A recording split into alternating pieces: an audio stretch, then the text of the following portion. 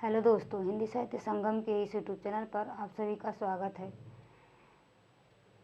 हम class regular ले रहे थे, लेकिन अचानक बीच में बहुत ही ज़्यादा अस्वस्थ हो जाने के कारण क्लास को रोकना पड़ा। ठीक है, तो अभी तो आप लोगों का क्लास 6 to 8 और क्लास 9 to 10 का एग्ज़ाम हो चुका है।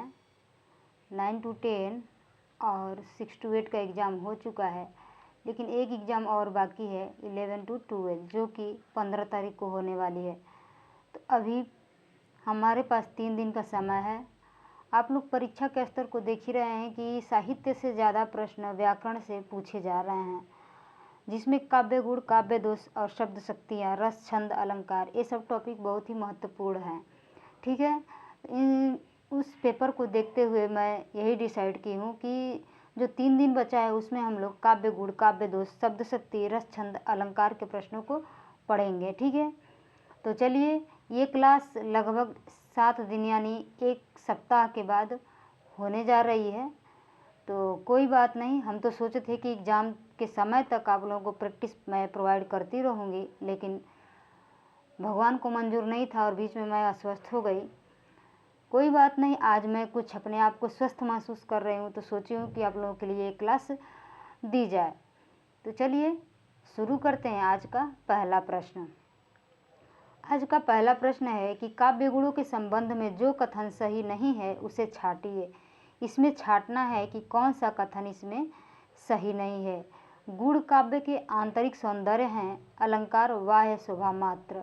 गुण रस के उत्कर्षक और काव्य के शोभा कारक तत्व हैं। काव्य शास्त्र में काव्य गुणों का विवेचन नहीं मिलता है। माधुर्य, प्रसाद, ओज, सर्वमान्य काव्य गुण हैं। इसमें से सही नहीं है वो छाटना है। तो सारे ऑप्शन सही लग रहे हैं, लेकिन ये जो सी ऑप्शन है ये गलत है इसमें। ठीक है, तो आपका उत्तर क्या हो जाएगा? ऑप्शन सी।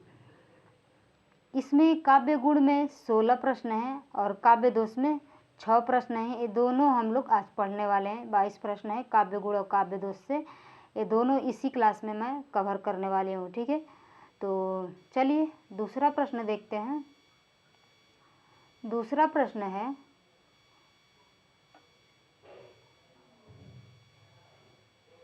दूसरा प्रश्न दिया है कि आचार्य भरत मुनि ने काव्य गुणों की संख्या बताई है। कितनी बताई है? 10 बताई है। आचार्य भरत मुनि ने काव्य गुणों की संख्या भी 10 बताई है। और यदि काव्य दोष की बात करें, काव्य दोष की, तो काव्य दोष भी उन्होंने 10 बताए हैं। अलंकार उन्होंने 4 बताए हैं, ये भी ख्याल रखिएगा। आचार्य भरत मुनि ने अलंकार अपने नाट्य शास्त्र में 4 अलंकारों का प्रयोग किया है। ठीक है, काव्य के सौंदर्य की वृद्धि करने वाले और उसमें अनिवार्य रूप से नित्य विद्यमान रहने वाले धर्म को गुण कहते हैं। गुण की अवधारणा भरत मुनि के समय से ही मान्य है। आचार्य भरत मुनि ने काव्य गुणों की संख्या 10 मानी है। वे इस प्रकार हैं। कहीं कहीं पूछ देता है कि कौन सा काव्य गुण आचार्य भरत मुनि ने नहीं माने हैं, तो आप लोगों को इसको याद रखना पड़ेगा। तो आप लोग एक बार देख लीजिए। श्लेष, प्रसाद, समता, समाधि, माधुर्य, ओज, सौकुमार्य, अर्थव्यक्ति, उदारता एवं कांति। ये जो 10 हैं काव्य गुण, यही 10 काव्य गुण आचार्य भरत मुनि द्वारा माने गए हैं। अन्य महत्वपूर्ण तथ्य दिया है। आचार्य भरत मुनि के अनुसार काव्य दोष भी 10 ही होते हैं, जैसा कि मैंने आप लोगों को ऊपर बताया है। वे इस प्रकार हैं। कौन कौन है? गूढ़ार्थ, अर्थांतर, अर्थहीन, भिन्नार्थ, एकार्थ, अभिलुप्तार्थ, न्यायपेत, विषम, विसंधि और शब्दच्युत। 10 काव्य गुण और 10 काव्य दोष आचार्य भरत मुनि द्वारा माने गए हैं। आगे है अगला पॉइंट कि वामन ने गुणों को काव्य का नित्य धर्म मानकर अलंकारों से अलग किया है।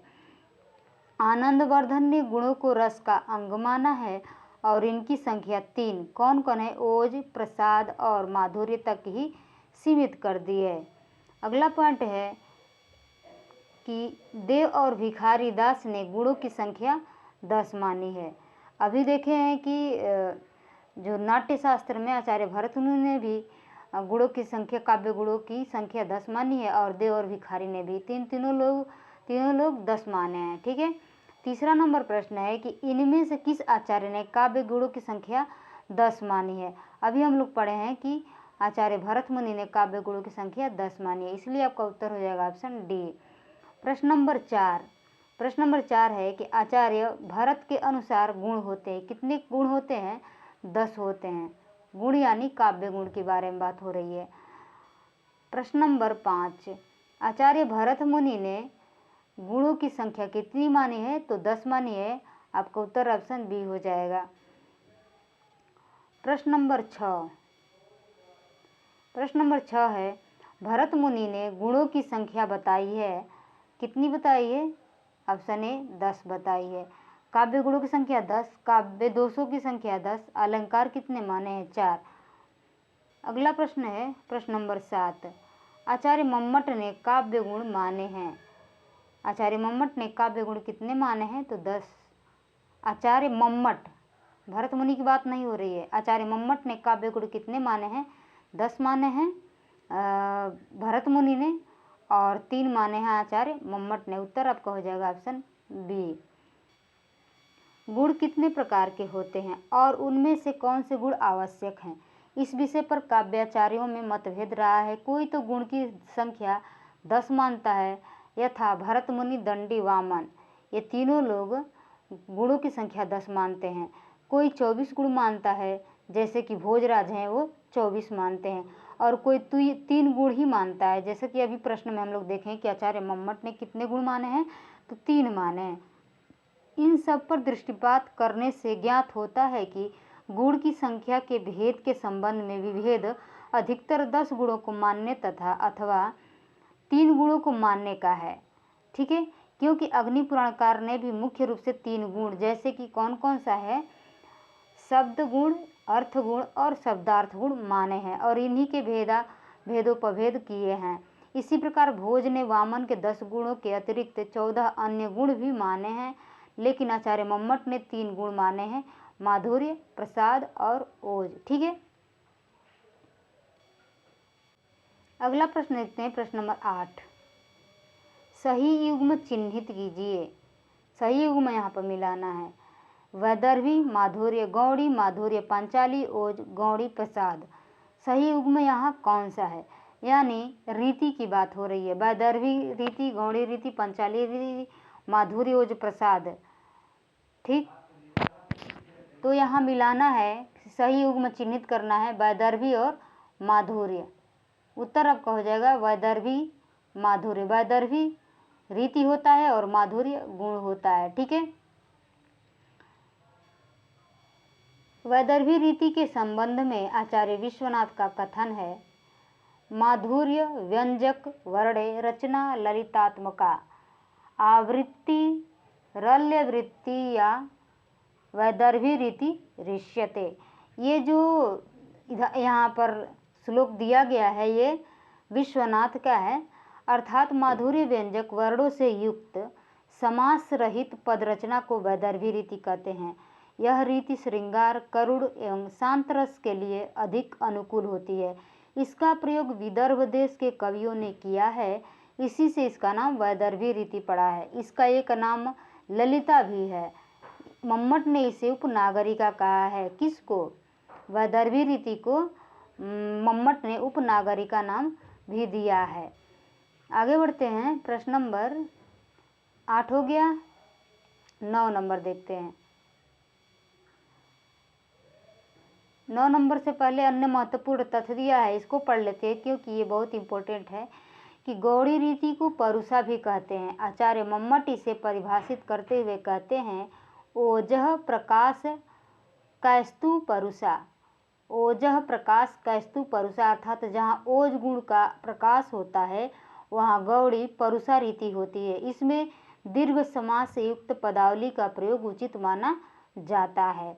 अगला पॉइंट है कि पांचाली रीति के संबंध में कहा गया है, माधुर्य सौकुमार्यो प्रपन्ना। पांचाली अर्थात पांचाली में मधुरता और सुकुमारता होती है। अगला प्रश्न है प्रश्न नंबर 9, जब द्रास बटालिक टाइगर हिल की सीमा लगी गरजने, जब शहादत लेते हिमगिरी की चट्टानें लगी गरजने, जब तब जाग उठे ये शेर बब्बर पौरुष हुंकार उठा था, मातृभूमि की बलवेदी पर लहू पुकार उठा था। उपयुक्त काव्य पंक्तियों में कौन सा काव्य गुण व्यंजित हो रहा है? इसमें ये पूछ रहा है कि इसमें कौन सा काव्य गुण है। माधुर्य है, ओज है, प्रसाद है, उपयुक्त तीनों है। यहाँ देख रहे हैं कि जब शहादत लेते हिमगिरी की चट्टानें लगी गरजने, तब जाग उठे ये शेर बब्बर पौरुष हुंकार उठा था। ये पढ़ने से ही हमारे मन में ओज उत्पन्न हो रहा है, वीरता उत्पन्न हो रही है। ठीक है, तो यहाँ आपका उत्तर क्या हो जाएगा? Option B. ऑप्शन बी उत्तर हो जाएगा, ओज गुण। ठीक है,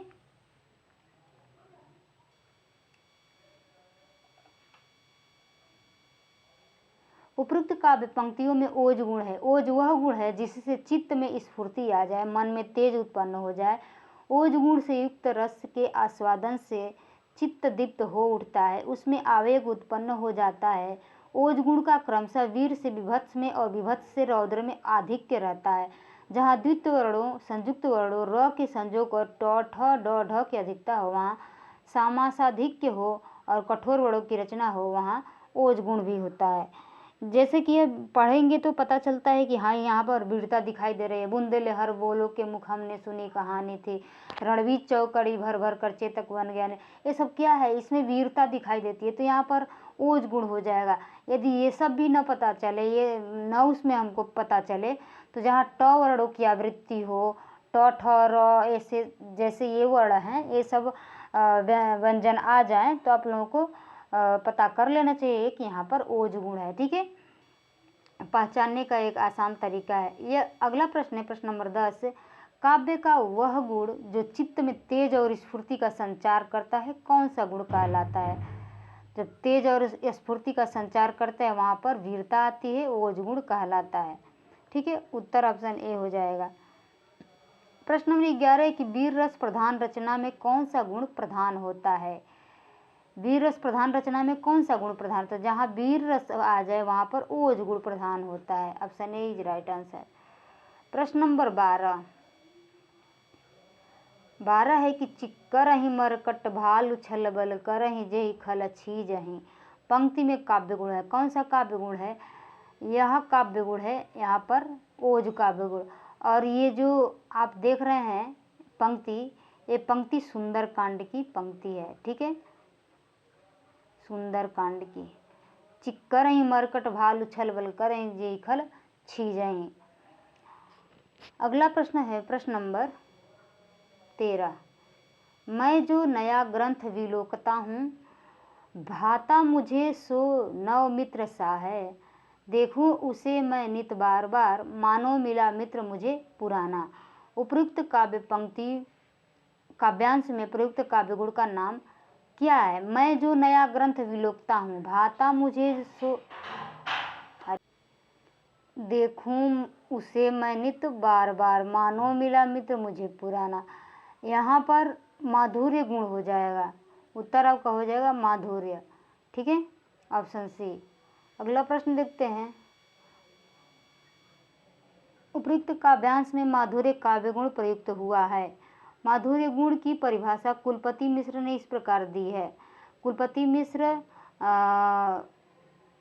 यहाँ पर ये जो पंक्ति है उसको लिखते हैं कि द्रवय चित्त जाके सुनत, अति आनंद प्रधान, सुहै मधुरता रसुन क्रम, प्रथम सरस की आन। चित्त को पिघलाने वाला जो आनंद प्रधान गुण है उसको माधुर्य कहते हैं। यह संयोग, श्रृंगार, करुण, विप्रलंब और शांत में क्रमशः बढ़ता जाता है। मधुर रचना की आवश्यकताएं इस प्रकार बतलाई गई हैं। ट, ठ, ड, ढ से भिन्न वर्ण आदि में अपने वर्गों के अंतिम वर्णों अंग, य, न, म से युक्त होने पर जैसे मंच, कंच, पुंज, लुंज, चंपक इत्यादि माधुर्य के व्यंजक होते हैं। ठीक है, तो जहाँ पर ऐसे शब्द दिखाई दे वहाँ क्या होता है? प्रसाद गुण होता है, माधुर्य गुण होता है। ठीक है, अब अगला प्रश्न देखते हैं। कौन सा नंबर था? 13। अगला प्रश्न देखते हैं। प्रश्न नंबर 14, कंकन किन किन नुपुर धुनि सुनी, कहत लखन सन राम हृदय गुनी में कौन सा काव्य गुण है? कंकन किन किन नुपुर धुनि सुनी, कहत लखन सन राम हृदय गुनी। यहाँ आपका उत्तर हो जाएगा माधुर्य गुण। ठीक है, माधुर्य गुण हो जाएगा। प्रश्न नंबर 14 हो गया। 15 देखते हैं। 15 से पहले इसको पढ़ लेते हैं कि कहीं भी ऐसा वर्ड आएगा तो आप लोग पहचान सकते हैं कि माधुर्य गुण कहाँ है। जिस रचना को पढ़ते पढ़ते अंतःकरण द्रवित हो जाए वह रचना माधुर्य गुण वाली होती है। यह गुण संयोग श्रृंगार से करुण में, करुण से वियोग में, वियोग से शांत में अधिक अनुभूत होता है। कठोर वर्णों ट ठ ड ढ को छोड़कर मधुर एवं कोमल रचना माधुर्य गुण के मूल हैं। जैसे क से म तक के वर्ण, अंग नम के युक्त वर्ण, ह्रस्व र और अड़ आदि। उपयुक्त पंक्तियों में घुंघरू की आवाज़ सुनकर श्री राम के मन में अनुराग पैदा होता है, इसलिए यहाँ माधुर्य गुण है। प्रश्न नंबर 15 है कि निरख सखी ये खंजन आए, फेरे उन मेरे रंजन ने नयन इधर मन भाए। इन पंक्तियों में कौन सा गुण है? तो यहाँ आपका गुण हो जाएगा निरख सखी ये खंजन आए, फेरे उन मेरे रंजन ने नयन इधर मन भाए। यहाँ भी आपका माधुर्य गुण हो जाएगा। ठीक है, ऑप्शन बी। प्रश्न नंबर 15 के बारे में यहाँ दिया गया है कि माधुर्य वह गुण है जिससे अंतःकरण आनंद से द्रवीभूत हो जाए। जब चित्तवृत्ति स्वाभाविक अवस्था में होती है तब रति आदि के रूप से उत्पन्न आनंद के कारण माधुर्य गुण युक्त रस के आस्वादन से स्वभावतः चित्त द्रवीभूत हो जाता है, पिघल जाता है। क्रमशः माधुर्य गुण संयोग से करुण में, करुण से विप्रलम्ब में, विप्रलम्ब से शांत में अधिकाधिक अनुभूत होता है। ट ठ ड ढ को छोड़कर क से म तक के वर्ण, अंग न म से युक्त वर्ण, ह्रस्व र और अड़ समास का अभाव या अल्प समास के पद और कोमल मधुर रचना माधुर्य गुण के मूल हैं। उपरोक्त पदों में नियमानुसार ट ठ ड ढ रहित स्पर्श वर्ण हैं, सानुसार पद हैं और समासाभाव है, अतः माधुर्य की व्यंजना है। आपको आप जब पंक्ति पढ़ेंगे तो आप खुद ही अनुमान लग जाएगा कहाँ ओज आ रहा है, कहाँ माधुर्य आ रहा है। ठीक है, प्रैक्टिस करते करते आप लोगों को पता चल जाएगा। प्रश्न नंबर 16 है कि बिंदु में थी तुम सिंधु अनंत, एक सुर में समस्त संगीत, एक कलिका में अखिल वसंत, धरा पर थी तुम स्वयं पुनीत। पंत इस